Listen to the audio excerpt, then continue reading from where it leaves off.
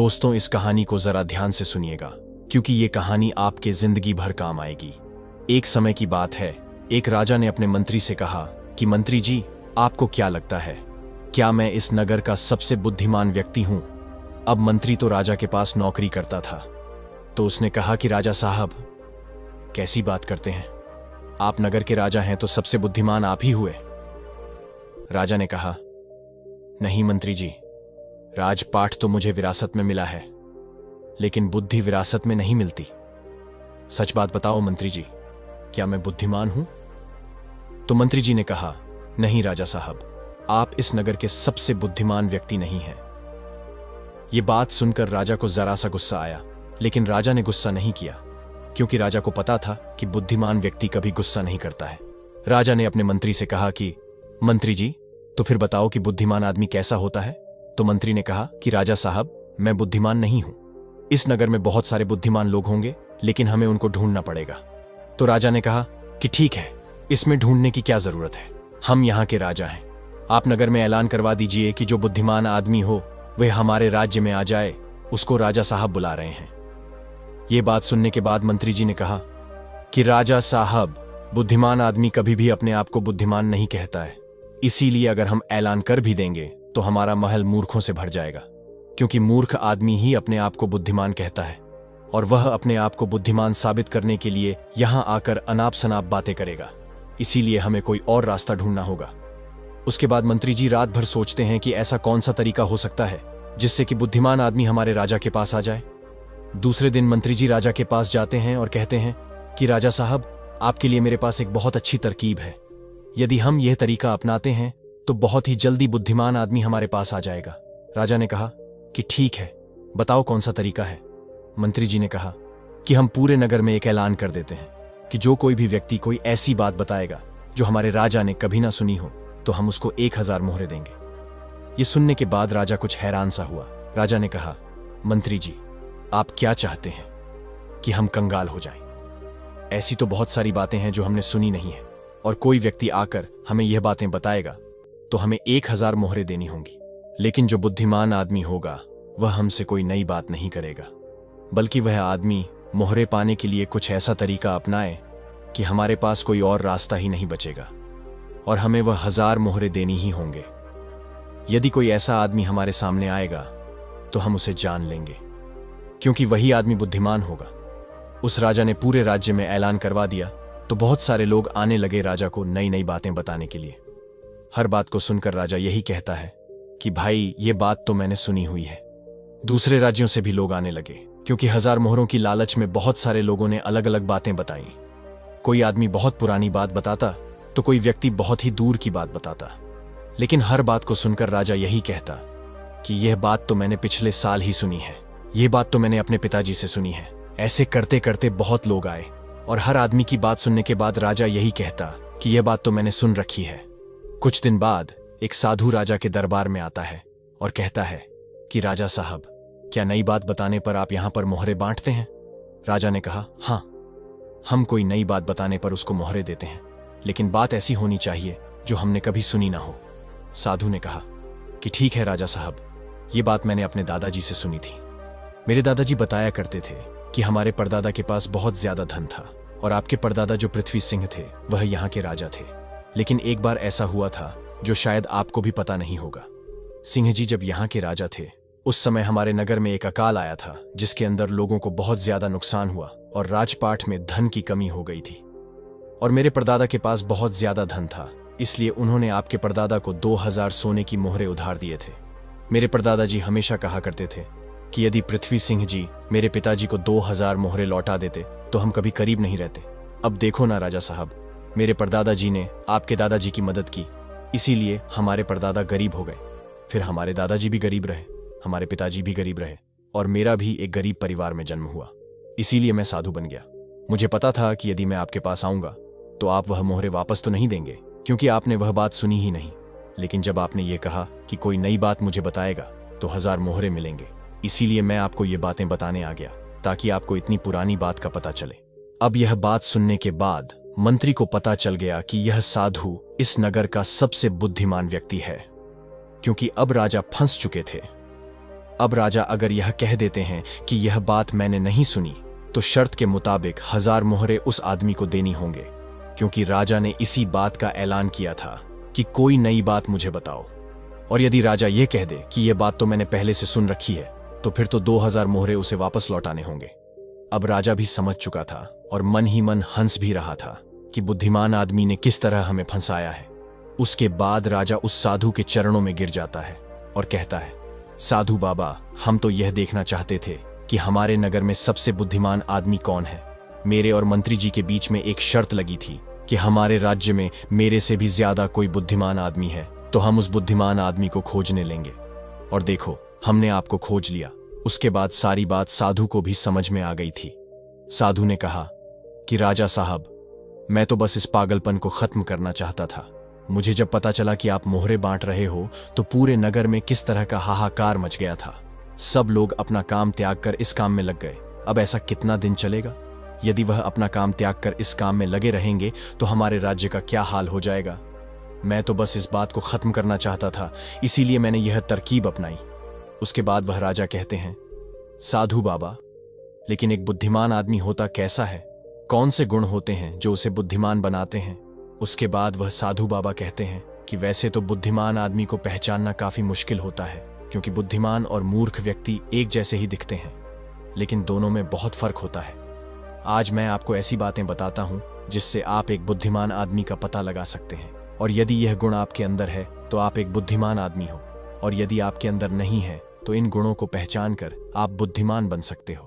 उसके बाद वह साधु बाबा कहते हैं कि बुद्धिमान आदमी का सबसे पहला गुण होता है कि वह हर काम को समय के अनुसार करता है, फालतू समय को भी उपयोग में लेता है, और इसके लिए वह सबसे महत्वपूर्ण कामों को सबसे पहले करता है।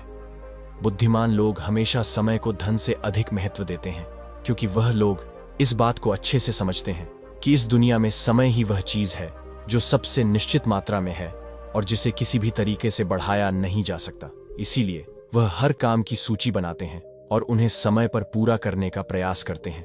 बुद्धिमान लोग अपने काम को टालते नहीं हैं। आलस्य को वह अपना शत्रु मानते हैं। वह खुद को इन आदतों का शिकार कभी नहीं होने देते। काम को टालने की आदत जिस इंसान में है वो कभी आगे नहीं जा सकता। दूसरा गुण जो बुद्धिमान व्यक्ति की पहचान होती है वह है कि उसको किसी से कोई शिकायत नहीं होती। वह समझते हैं कि इंसान गलतियों का पुतला होता है, इसीलिए माफ कर देना ही इंसान का सबसे महत्वपूर्ण गुण होता है।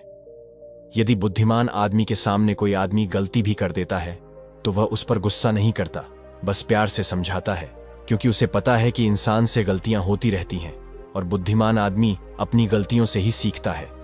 यदि वह गलती कर भी लेता है तो उसे पता होता है कि यह गलती मैं एक ही बार करूंगा, उस गलती को दोबारा से कभी दोहराऊंगा नहीं।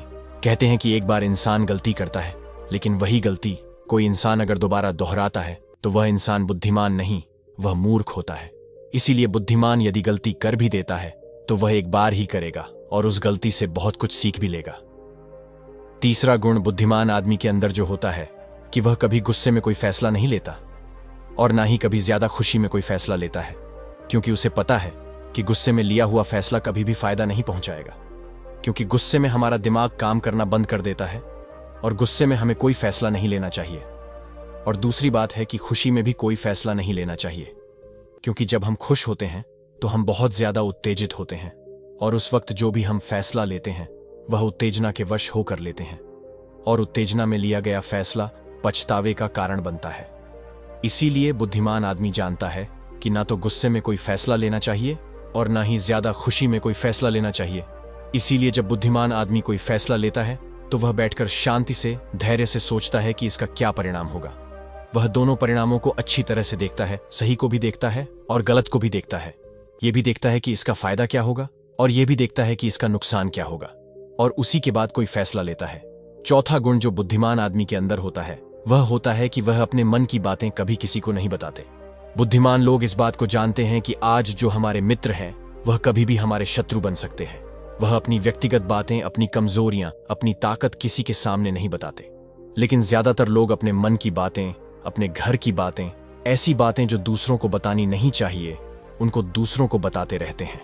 उसके बाद वह बातों की वजह से फंस जाते हैं, उन्हें दुख मिलता है, धोखा मिलता है फिर भी वह उस परेशानी में फंस जाते हैं, दूसरे लोगों को दोष देते हैं। पर बुद्धिमान आदमी ऐसा कभी नहीं करता, क्योंकि उसे पता है कि घर के भेद या अपने भेद दूसरों को बताएंगे तो इससे हमारा ही घाटा होगा, हमें ही नुकसान होगा। पांचवां गुण जो एक बुद्धिमान आदमी के अंदर होता है कि वह सब लोगों से बातचीत करते हैं। ऐसा इसीलिए करते हैं ताकि हर किसी का तजुर्बा सीखने को मिल जाए। वो इस बात को समझते हैं कि किसी भी क्षेत्र का सफल आदमी सिर्फ कुछ ही मिनटों में उन्हें वह बातें बता सकता है जिसे सीखने में उन्हें सालों लग जाते हैं। एक बुद्धिमान आदमी सफल व्यक्ति के साथ साथ उसकी असफलताओं से भी सीखता है और उन सभी बातों पर अमल करता है जो उसके सीखने लायक होती हैं। क्योंकि एक व्यक्ति यदि अपने जीवन में सीखने की कोशिश करता है तो उसकी उम्र कम पड़ जाती है, ये चाणक्य ने भी कहा है।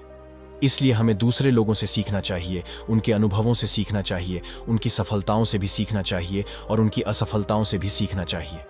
छठा गुण जो बुद्धिमान आदमी की पहचान होती है वह यह कि यदि वह कोई भी कार्य शुरू करते हैं तो उस कार्य के पूरा होने तक किसी को भी नहीं बताते।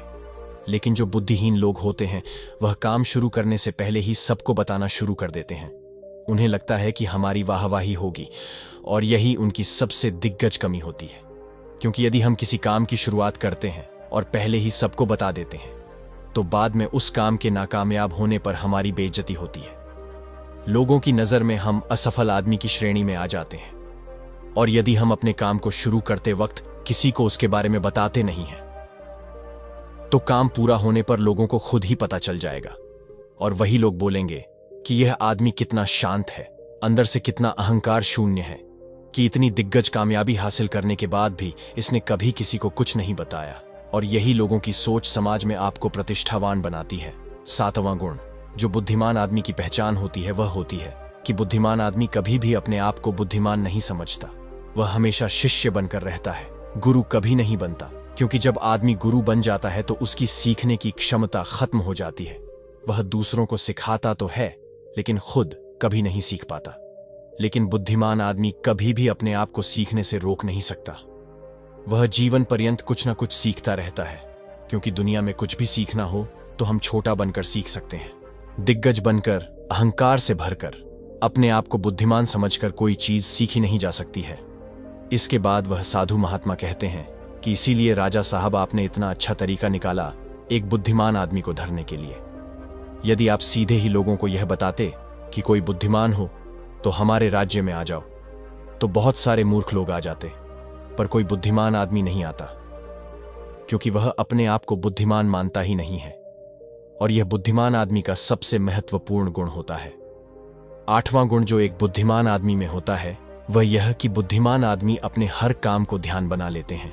बुद्धिमान आदमी को पता होता है कि दुनिया में कुछ भी संग्रह कर लो, यहां पर कुछ संग्रह करने जैसा है नहीं, क्योंकि मौत के बाद हम एक भी सुई अपने साथ नहीं ले जा सकते। इसीलिए वह ध्यान और आध्यात्मिकता को ज्यादा महत्व देते हैं। वह ऐसा तरीका खोजते हैं जिससे उनका हर काम ध्यान बन जाए। नौवां गुण जो एक बुद्धिमान आदमी की पहचान होता है वह यह कि बुद्धिमान आदमी बहुत जल्दी उत्तेजित नहीं होता। चाहे कितना भी बुरा समय हो, चाहे कितना भी अच्छा समय हो, वह स्थिर बने रहते हैं, वह शांत बने रहते हैं। और यही उनकी बुद्धिमानी की सबसे अहम पहचान होती है। आम आदमी जरा सी खुशी मिलने पर बहुत ज्यादा उत्तेजित हो जाता है या फिर जरा सा दुख मिलने पर बहुत ज्यादा दुखी हो जाता है। लेकिन एक बुद्धिमान आदमी जानता है कि समय हमेशा बदलता रहता है। यही समय की आदत है, यही समय की फितरत है। समय कभी भी बदल सकता है। अच्छा समय बुरा हो सकता है और बुरा समय अच्छा हो सकता है। इसीलिए वह दोनों पहलुओं को सोच के चलता है और दोनों पहलुओं से बाहर आकर उन पहलुओं को देख पाता है। तो दोस्तों, कैसी लगी ये कहानी कमेंट सेक्शन में जरूर बताना। और वीडियो अच्छी लगी हो तो इस चैनल को सब्सक्राइब जरूर करना। धन्यवाद।